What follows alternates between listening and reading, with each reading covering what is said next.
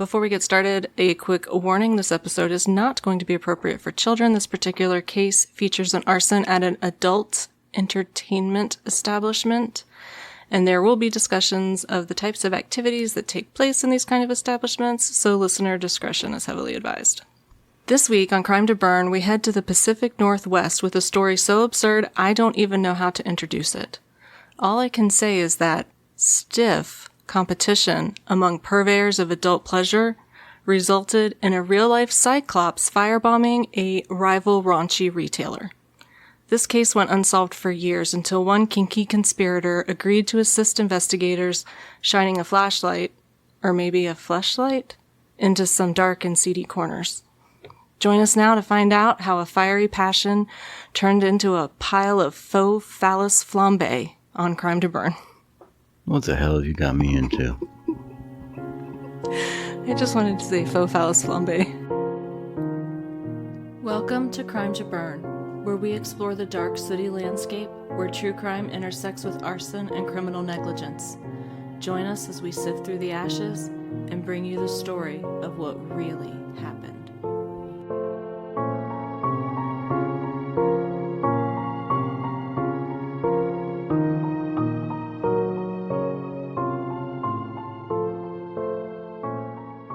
Welcome to Crime to Burn. I'm April, a fire protection engineer, former firefighter, and alliteration addict. I am shocked and aghast. All right. A quick reminder, please go follow us on social media. We're on Facebook, X, and Instagram. If you see content from us, please consider commenting on it, sharing it, liking it. It helps our content to be shown to additional people, which greatly assists us in growing our audience. Likewise, if you would please go find our YouTube channel and subscribe. Any views, likes, or comments on YouTube also help greatly.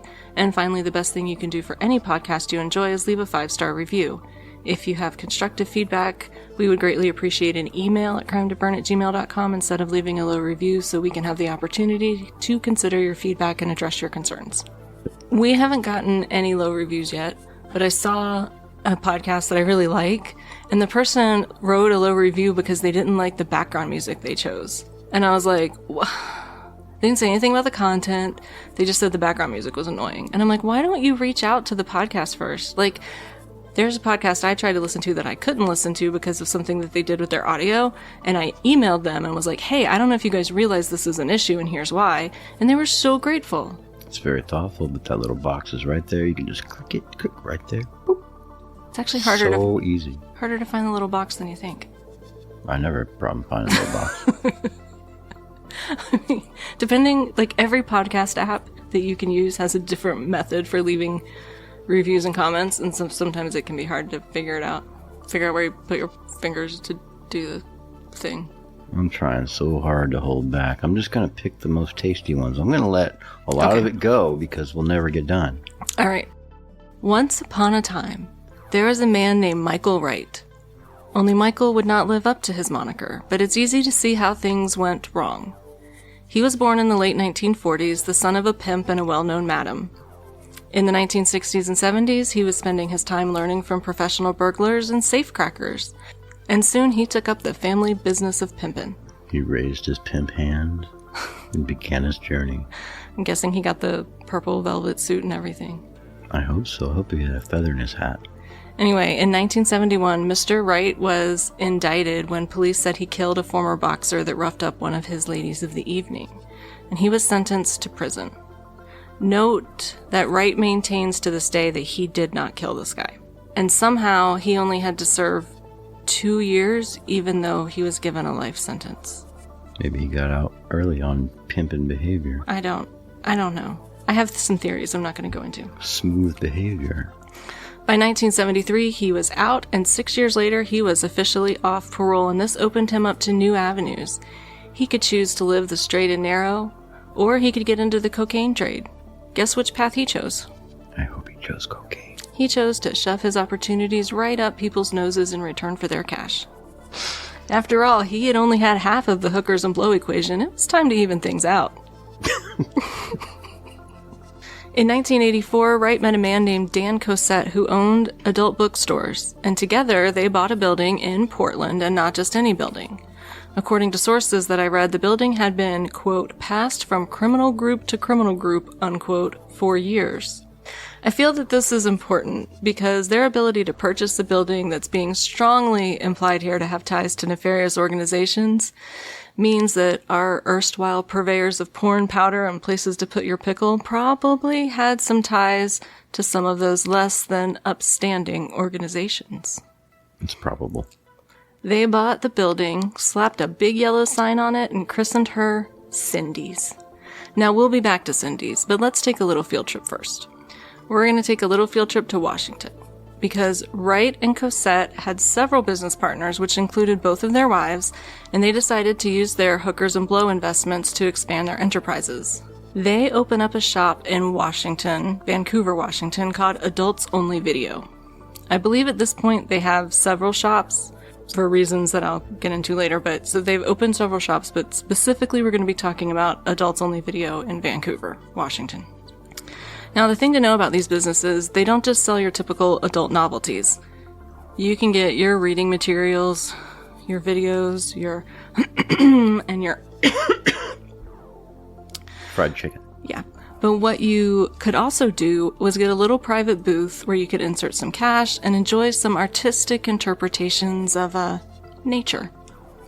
While these films were probably not heavy on plot, apparently it was the cinematography that drew art fans to these inspirational movies, and the private screening rooms allowed these art fans to fully experience the inspiring nature of these films away from less appreciative art critics. How quaint and unsanitary. You just gotta appreciate the art. A lot of times you're trying to get the art out of the artist, but in this case you're trying to get the content out of the viewer. Oh my god. I feel nauseous. Anyway, it all seemed to be going well for our uplifting little business dynamo, or since both of their wives were involved, a business quartet. Actually, they had a lot of different organizations involved with them, so maybe, for lack of a better term, it was a little business orgy. What do you wear to that? I don't know. So they're in business as adult bookstore owners, and I use the term book really loosely here. Do they have some books? I'm Hardbacks? Honestly, I don't know. I did not find a list of their inventory. It's not the hardcovers they're after. So they're running stores in both Washington and Oregon, and during this time, both Cosette and Wright are in and out of prison on drug charges. By 1998, Wright is finally out of prison for the last time a free man. Unfortunately, even though Wright claims he was trying to run his businesses on the straight and narrow, he was sure that the city of Portland, where Cindy's was located, had it out for him. And honestly, I'm not sure that he's wrong. But before you pick sides, let's talk about some business challenges that he was also facing in his store in Washington. The man's always trying to get the pimps down.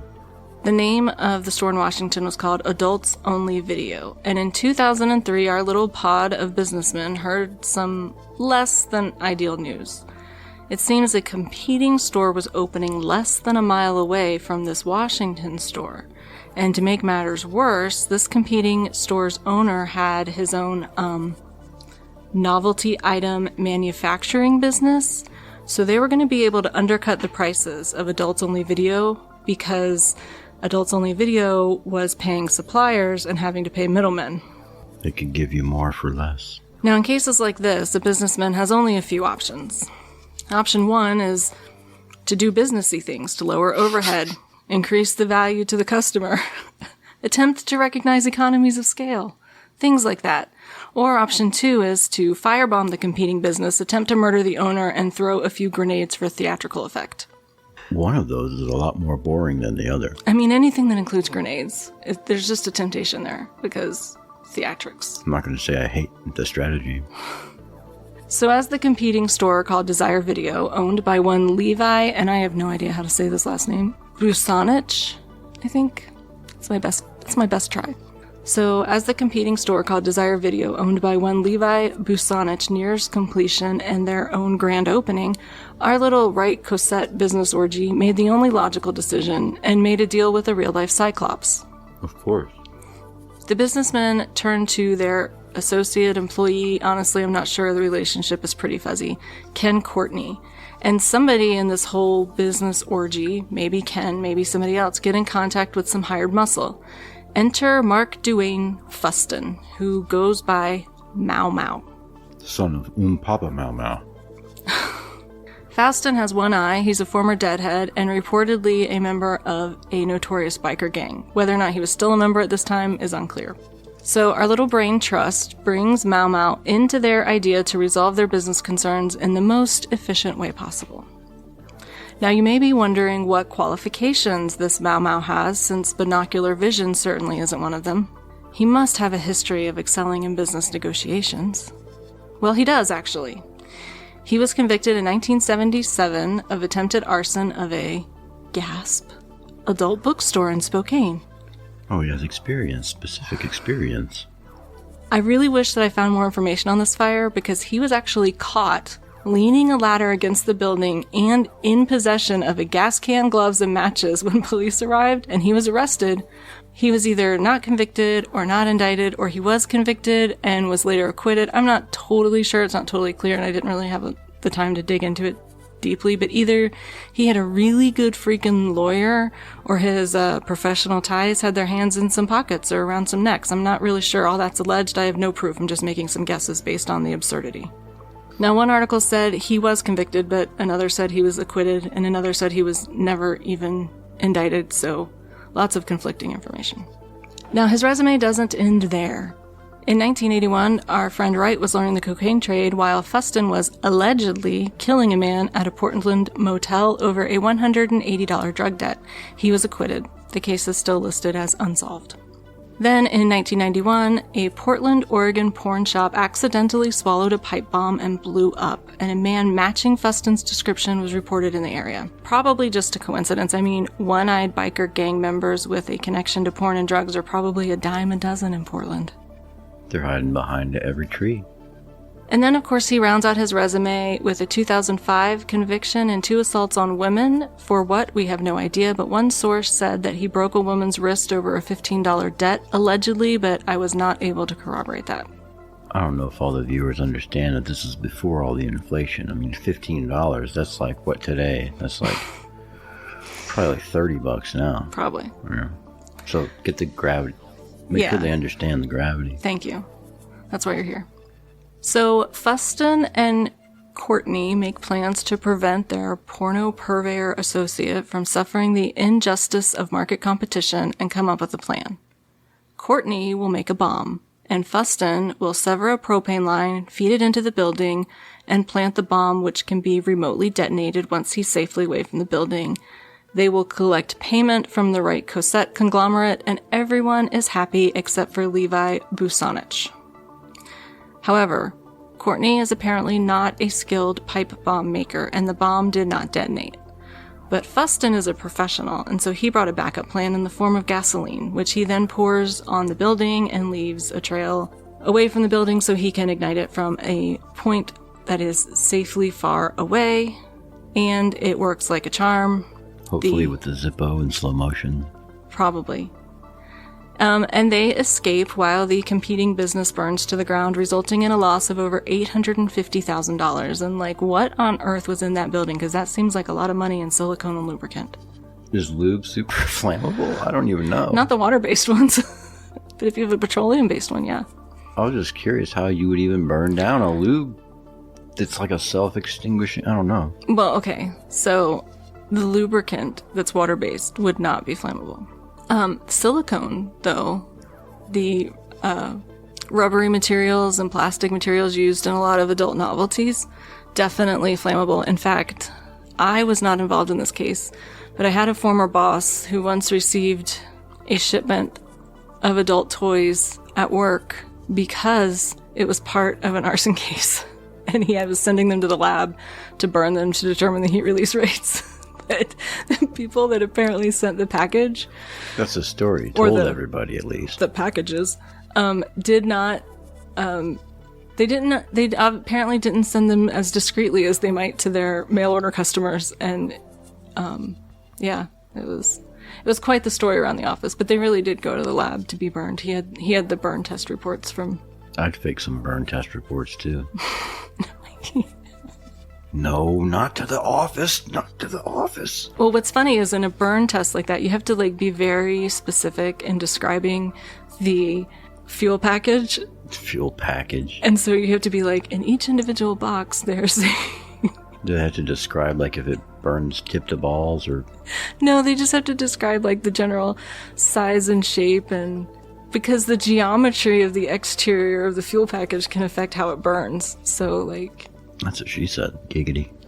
All right, so this resulted in a loss of over $850,000.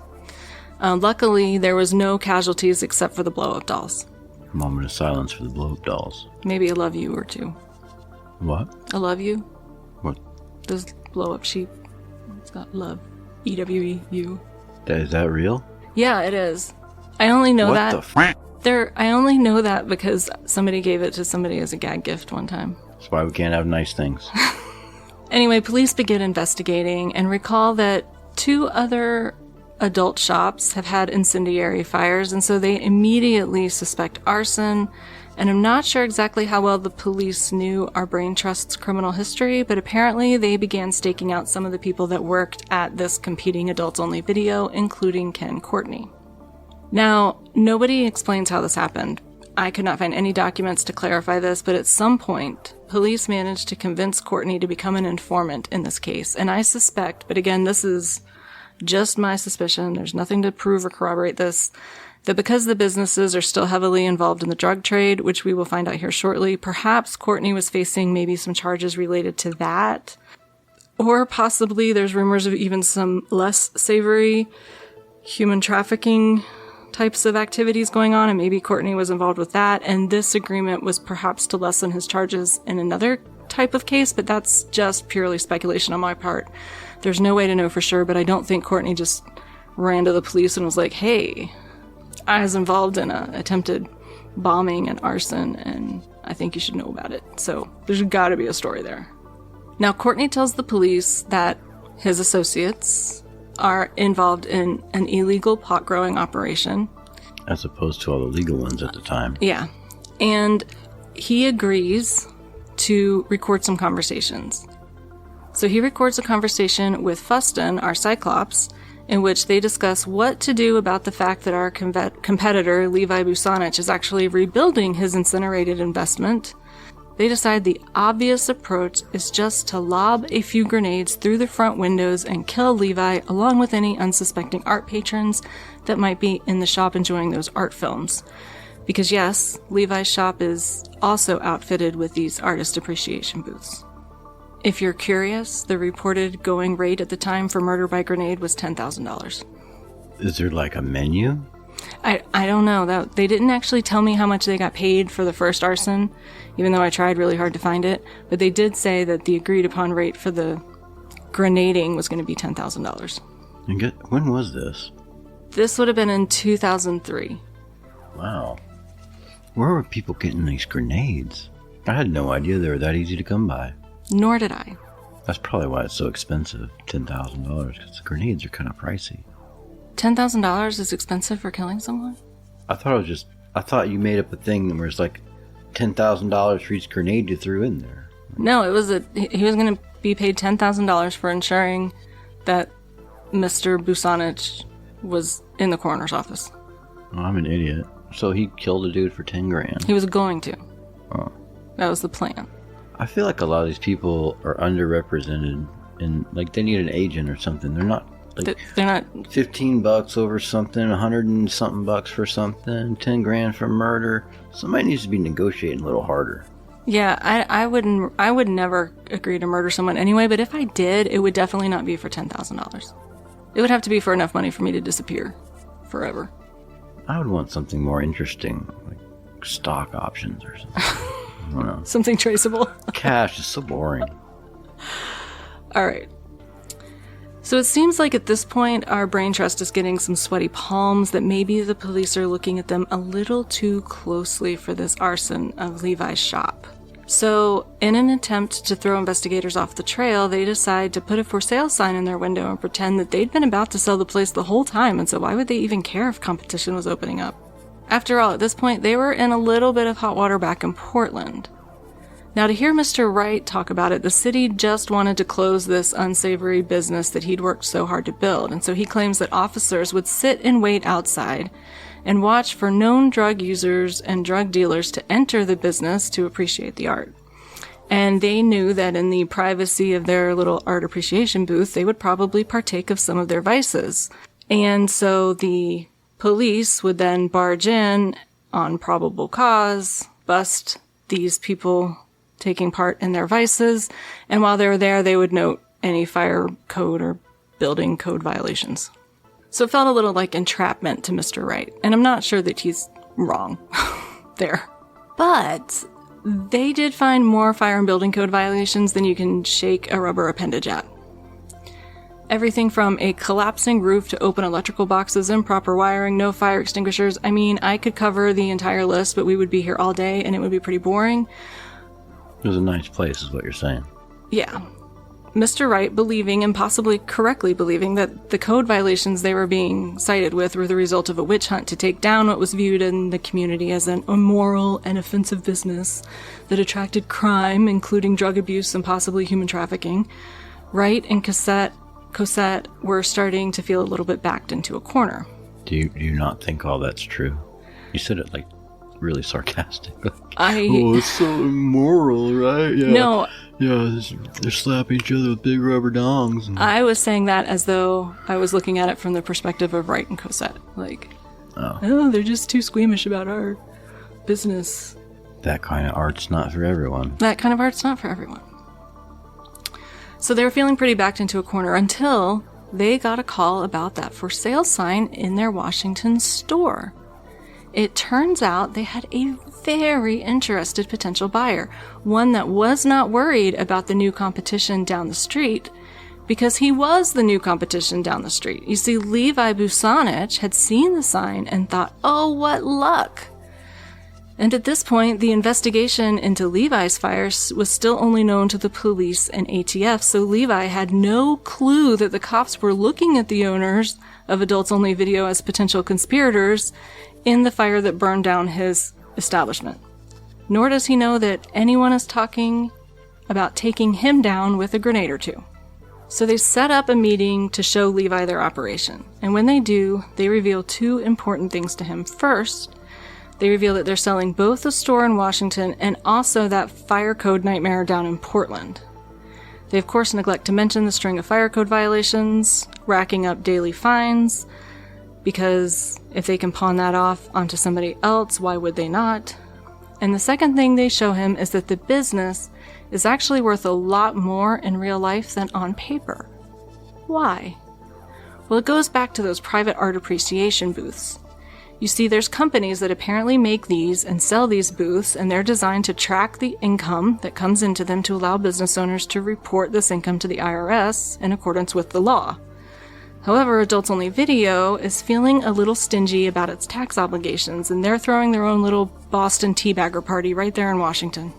So you're telling me they were paying taxes to the government per view of these art exhibits? No, like it would track how much money the art exhibit brought in, and then you would pay your taxes on that as income to the business. But you totally missed my Boston teabagger party. I am letting so much go on this episode. I don't know what to grab onto and what's too slippery, you know?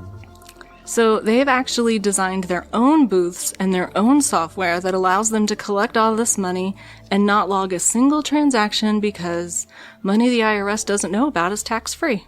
Now, Levi is seriously considering taking this up on this deal and adding the assets of the Brain Trust to his own erotic empire. However, he has no clue, again, that the ATF is about to take down the Brain Trust for racketeering. It seems Courtney has more info than just the alleged arson and the potential upcoming murder for hire. He also clued the government in on the tax evasion and the drugs and who knows what else in these nefarious organizations. However, before the ATF can move in, Courtney is called into a meeting with the Brain Trust. And immediately after that meeting, he commits suicide. Oh. So the ATF has lost their informant. There was nothing about the manner of suicide or any theories, and I'm just going to leave it at what was reported as suicide. Mm-hmm. So it seems that our investigation sort of ends here, seemingly, for a while. However, Mr. Wright was still dealing with that Portland issue, and he was not done vexing Portland just yet. But in the meantime, the roof actually did collapse at Cindy's, like fell in. So the city condemns the building and tells the Brain Trust that they either have to take down the building themselves or the city will take it down and bill them for it. So they take it down themselves. And they're mad and they're angry, but they decide that they're not done giving it to the city. Not yet. So he sued the city for how they were handling entering his business and claiming that they were targeting him because of the adult nature of the business. And maybe the code violations were real, but because they cited so many at once, he had no chance of being able to pay the fines altogether, so he couldn't correct the problems because he was paying so much money in fines, blah, blah, blah, blah, blah, blah, blah. Anyway, the building gets demolished. So now Wright and Cosette own this vacant lot that is not generating any income, and he's probably got some tax evasion issues brewing up in Washington. I'm guessing that the drug trafficking probably got a little bit hot with the ATF watching his every move, and so he decides the best thing to do when the city screws you over is just do everything you can to piss them off. He basically said, if you didn't like an adult business here because it brought some elements of crime and unsavoriness, let's put something that's going to make the city even more squeamish. And he made the city downright apoplectic. He opened a Krispy Kreme. He made it a homeless camp. Oh. He had ties to a group called Dignity Village Homeless Community in Northeast Portland, and they moved dozens and dozens of homeless people and had them pitch tents and live in a vacant lot. The local business owners went nuclear. The city was not to be deterred, and so they began fining him again for operating a recreational campground illegally. But he took it in stride, filing lawsuit after lawsuit, and after 2 years, the city was finally ready to talk, because what he wanted the whole time was for the city to buy the lot back from him, including the lost quote-unquote revenue that he lost because of their interference in his business. Now, they did reportedly eventually reach a deal, which definitely included waiving all of the fines that he had racked up, but that wasn't good enough for Wright. He wanted them to pay for all that lost income, and he agreed that if they agreed to his terms, then he would give half of his settlement to the homeless. Now, one person at the city described Wright as a person that just wouldn't get out of his own way, and they described this as a cynical attempt to coerce the city to buy the property. Now, this was all covered in this very interesting news article that almost seemed to, like, paint Wright as some sort of, like, Robin Hood. Yes. And at the time, Wright said that he was mostly retired, but he did have his one remaining business, that adult video store up in Vancouver, and he planned to fully retire soon, and he was just going to move to Costa Rica and be done with all of these silly regulations and fines in the Pacific Northwest. Now, what I found really interesting is that the author of this article, which was written in 2003, I think it was November that it went to press, he interviewed a lot of the police and prosecutors that had known Wright throughout his entire, quote, career of being accused and convicted of murder, dealing cocaine, being involved with all these criminal enterprises, and they all seem to have this weird sort of respect for him in their recounting of his colorful life and their encounters with him. In fact, one even said that, yeah, he was a tough guy, but he never roughed up anyone that didn't deserve it. A cop said that. But this article does not address the racketeering, does not address the firebombing, and the potential murder for hire, because the ATF had still not moved on that information that they had gotten from Courtney, because they needed a different informant to step in, and they were still trying to work those back avenues. You don't think outlaws are devoid of morals? Oh, I know they're not. But it just so happened that a month after this article went to press, police arrest our Cyclops friend Fuston. Now, they have Fuston because they have him on tape from those recorded conversations with Courtney discussing the bombing and the potential grenade murder. So they arrest him, and they hope to maybe have him take over as an informant so they can take down these big boys, but he's either not playing ball or he doesn't know enough. because the police apparently don't have enough to move forward against the organization, or they just won't move forward against the organization. I'm not really sure why. They never really explain it, but they do charge Fuston with the firebombing. And he does negotiate a deal, and he serves 3 years for the arson. Even though he told the police that yes, these people hired him to burn down Levi's store, but because the statute of limitations for the conspiracy charges was apparently expired, police could not charge Wright, Cosette, or any of their other business associates. And while in custody, when Fuston confessed to the firebombing of this business, he also confessed to those 2 other porn store fires. The one where he was literally caught red-handed, and the one where there was a bombing and somebody saw him in the area. So apparently firebombing is just part of their business model. Now, Fuston was 61 when he was sentenced, and I was unable to find any follow-up about what happened. But more interestingly, I was unable to find any follow-up about what happened to the Wright Cosette business organization. I looked and looked. I mean, you saw I was up really late. I looked in neighboring states. I looked for anything on the Justice Department press releases and stuff. I have to assume that with knowing that there were involved in tax evasion and potentially what certainly smells like some organized crime, that the Justice Department has probably not turned a blind eye to them, and there has to be something brewing. But Fuston was convicted in 2013 or 2014, 10 years after the fire, and I can find nothing since then about Wright or Cosette. They're probably happily retired. Probably in Costa Rica. Tending to a flock of inflatable sheep. Yeah. And that is the story of, I don't even know what to call it, pyro for pornos? Pornographic pyromaniacs? The artist appreciation arson? I don't know. Well, I was just thinking, there's that museum in New York called the Guggenheim. I don't understand why they didn't name one of their stores the Guggenheim. Because you weren't around for that focus group. Call me. No, don't call me. If you sit an artist down and give him or her every media available to mankind and say, just make something, they'll just sit there and look at everything forever. And so I feel like this episode's kind of going. There's so many opportunities for innuendo that you can't pick one. You know what to do. You're just like a deer in the headlight. Yeah. I feel like I've been dominated sexually. And it's uncomfortable because I'm not used to that. I'm not sure how to deal with it. Like, when I was doing research last night, I had more than one moment where I was like, do I really want to Google that? My sidebar ads are going to be really weird for a while. But the other thing I couldn't find that I was trying to find the answers. So between the time that Busanich was negotiating with the Brain Trust to potentially buy these 2 stores, maybe more stores, I don't even know, somehow that deal fell apart because Busanich at this point did not know these were the people that had burned down a store or were planning to kill him.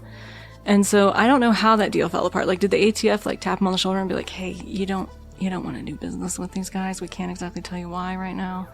Or did he get scared off by the fact that there was potential tax evasion charges? Or did he hear rumors that there was issues? Like, I was really disappointed I could not find more information about what happened past Fuston's arrest and conviction. Well, don't get too nosy. Oh no, I'm not going to get too nosy, but this was a case that I basically found, researched, and wrote in one day. And I think that's probably a good thing, because I think if this was a case like our next case is going to be, I would have gone down some deep, deep rabbit holes. Giggity. So all the information I got for this case, I got from one really amazing Vice article, and then I filled it in with newspaper articles from the Spokane and Portland areas and Washington. And then after Fuston was arrested, Busanich went and sued the peanuts out of the Brain Trust, as I've been calling them, for burning down his business, but not just for burning down his business, for racketeering. He actually civilly sued them under RICO rules for racketeering and criminal conspiracy. And he sued them for $5 million plus, I'm not exactly sure, it just said starting at $5 million basically in the civil suit. So a lot of the information about what the ATF knew came from that court filing. The only thing, I could not determine what the final settlement was, and if I had more time I probably would have been able to get that information because it is in the court docket, but I couldn't download it. I would have had to reach out to the court and get it, and I didn't have time. So if you're really interested in finding out how that ended, you can probably find it out. So to give our viewers a little sneak peek of our next case, because I've already started talking about it on social media, our next case is a serial arsonist that operated over at least 5 counties in Maryland for 10 years. And the case is actually still a current case because there's currently an appeal pending. And I don't yet know how many parts it's going to be because I've listened to only one full day of court so far. I have all the court recordings. So I have a lot of listening to do this week. But I actually started researching this case before I started researching the Benson case. So I'll have a lot of really amazing information for you guys.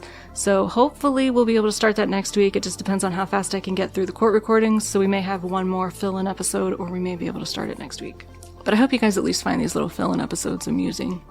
It's just, I want to be able to bring you the full, deep dive. Giggity. Into the deep, dark holes. This episode needs a giggity counter. A giggity. This episode has been brought to you by lubrication. Maybe this episode should be brought to you by OSHA. If you have a hole, it might need some railing. Maybe this episode should be sponsored by Lysol. And a contribution from Papa Mau Mau. Papa Mau Mau. Big, one-eyed biker with a grenade and an inflatable sheep. PSA, firebombing your competition is just not a very sustainable business model. Tell that to all the government people. This episode is brought to you by Glory Hole Maintenance LLC. The job you definitely don't want. And if you have it, you definitely need to wear gloves. I'm not sure. There's going to be so much innuendo here. It's going to be like shooting fish in a barrel. Mm-hmm. Okay. I didn't know we were going to do it in the daytime. Get a few beers in me. I'm creative. I'm OSHA Inspector 42. My 42. And I think you need Jesus. And I'm only slightly aroused. You evidently know more about this world than I do. I only do because I was in the fire department. I'm known in Calcutta as Harry Dangler. Stick it to us, I say. A pimp's love is not like that of a square. After all, he only had half the hookers and... Sorry. Is there anyone you love talking about hookers and blow more than somebody as innocent and pasty vanilla as me? Yeah, I know better than that, really, though. What? Huh? What'd you say? I said yes, that's a fascinating subject.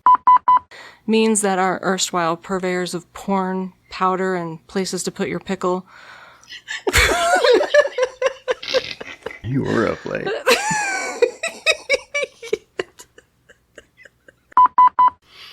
My God. Hold on. Originally, this was going to be an episode on just... Inflatable sheep? Nope. Do you think they have other animals? Like a chicken? If they had a giraffe... You need a stool. A really tall stool. I think there's room for growth in crime management.